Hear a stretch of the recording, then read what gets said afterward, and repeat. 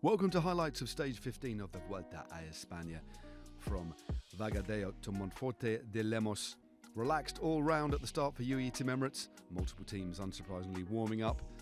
And also a relaxed looking Tom Pidcock. Elia Viviani on the rollers there. Giulia Pellizzari in the white jersey. And autographs all round. It was going to be a big day for this man. No stage win just yet for Mads Pedersen, but still looking good in green. So on the menu for stage 15, it was going to be a very punchy start indeed. 167.8 Ks, 3,200 metres of elevation, but all of the climbs at the very start. As you can see, a hard ramp up, the first category climb, over a second cat, and then a slightly flatter run into the line in Monforte de Lemos. It was going to be an active start, and ultimately a big break was going to go clear. But two men that punched clear in search of mountains points, Jay Vine in the mountains jersey and Louis Vervaeke. Jay Vine took the first climb, he also took the second climb ahead of Vervaeke. On the second climb, Vinokurov in third there. So Jay Vine extending his lead in the polka dot jersey to 61 points.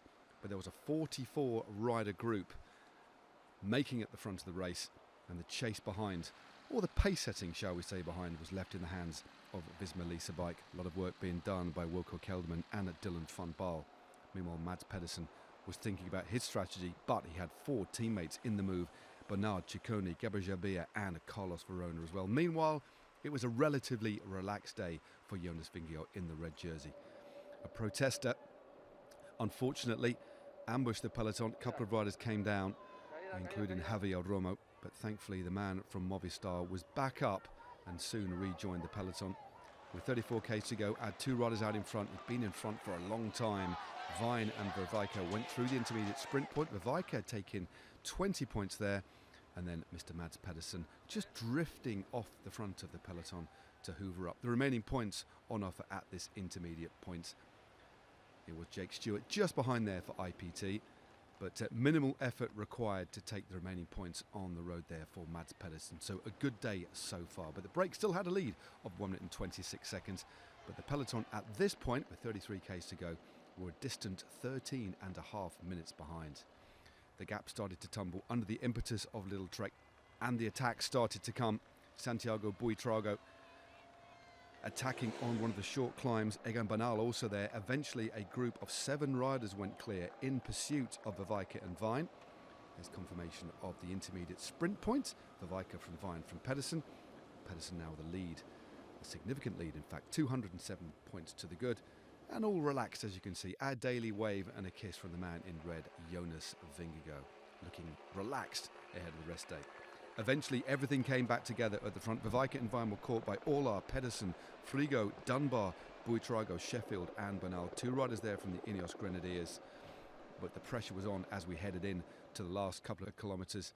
Vervaeke on the front, Jay Vine, a last roll of the dice for this man.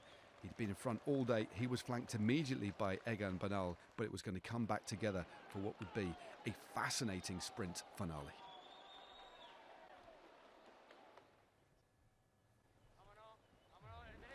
Into that final right turn they go, just 350 metres. Oh, and a big crash. And it's Sheffield who's down, going out on the corner.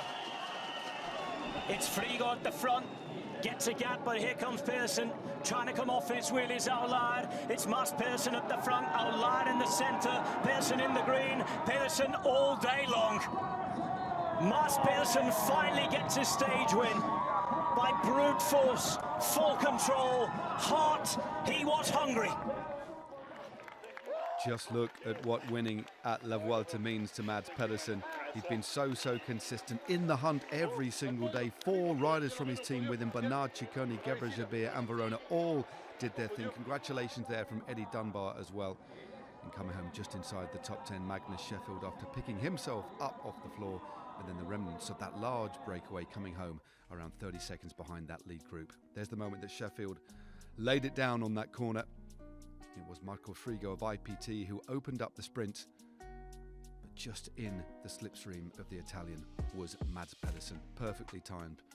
But when he opened up the taps, there was nothing anybody could do about the raw power, the hunger, the belief, the might of Mads Pedersen. One last check around and victory was his. First win in the Vuelta this year for Mads Pedersen. There's that moment again. Just look at what it means.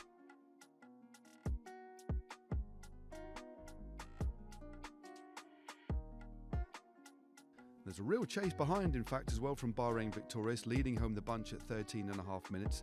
They were defending the top 10 position of Torsten Train. But this man, the man in red, Jonas Vingegaard, looking pretty relaxed, having some congratulations there from Sepp Kuss.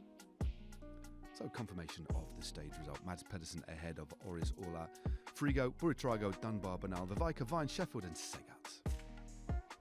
The way the team worked the whole day, 5 guys in the first group, and yeah, when the 2 guys they went away on the second KOM, they were really strong and got a lot of time, and the boys, they were working so hard to make it possible.